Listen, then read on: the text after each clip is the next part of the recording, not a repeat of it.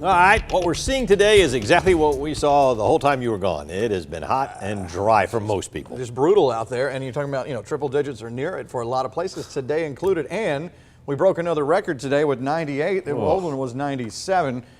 Yeah, so some crazy numbers out there. We'll eventually get to fall. I think we can find it maybe by around January.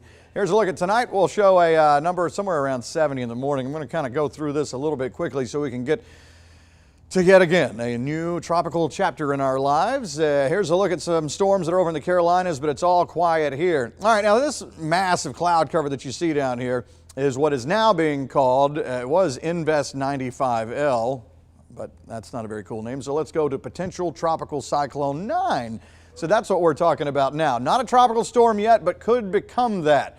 Here's the latest numbers. 30-mile-per-hour winds gusting to 40. It's moving northwest at 8. None of these people want to see any shred of this, not even a drop of rain out of this in the Bahamas. But unfortunately, this looks like this may roll right through there. But the good news is, at this point, hopefully it would be as a tropical storm instead of a hurricane. This one so far does not look, and I say so far, you know how these things change, doesn't look to be one that's going to explode into a major hurricane or even a hurricane at this point. That could change, as far as tropical storm to hurricane.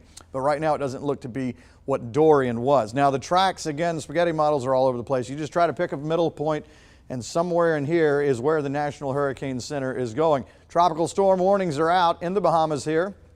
And as I mentioned, riding right through town here. Now, an area of low pressure, it looks like till we get through tomorrow. But then tomorrow night, late into Saturday morning, this is when it could become a tropical storm, unfortunately, right at Grand Bahama Island again here. But again, if we can just keep the winds down, and hopefully the flooding situation wouldn't be the same. But this time it looks like, at this point, Florida does need to keep a little bit more of an eye as far as a landfall this time. Now, we could look at this track later on tonight and tomorrow. You've seen this, and this could be out here in the ocean again, or it could be over here heading into the Gulf of Mexico. This is just the track for now.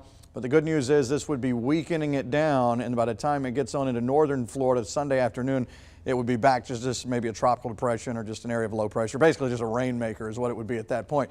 As far as Georgia is concerned, it would then kind of loop around at this point between St. Simons and Savannah and then pop back out over the ocean there.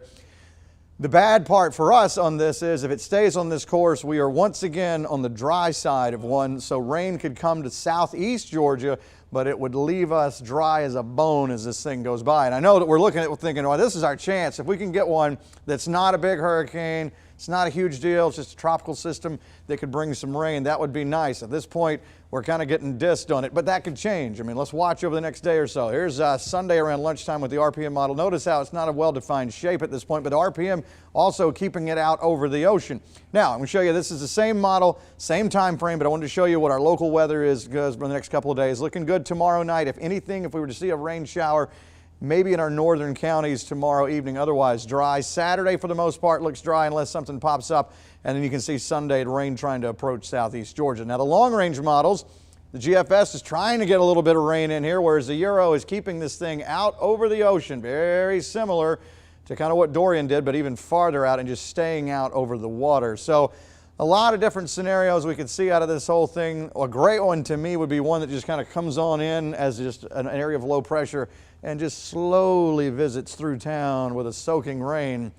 But I'm not planning on that right now. So we're looking at upper 90s again tomorrow. Everything you see from mainly Sunday forward, that is definitely written in pencil. We're going to see what this thing does, and we're back after this.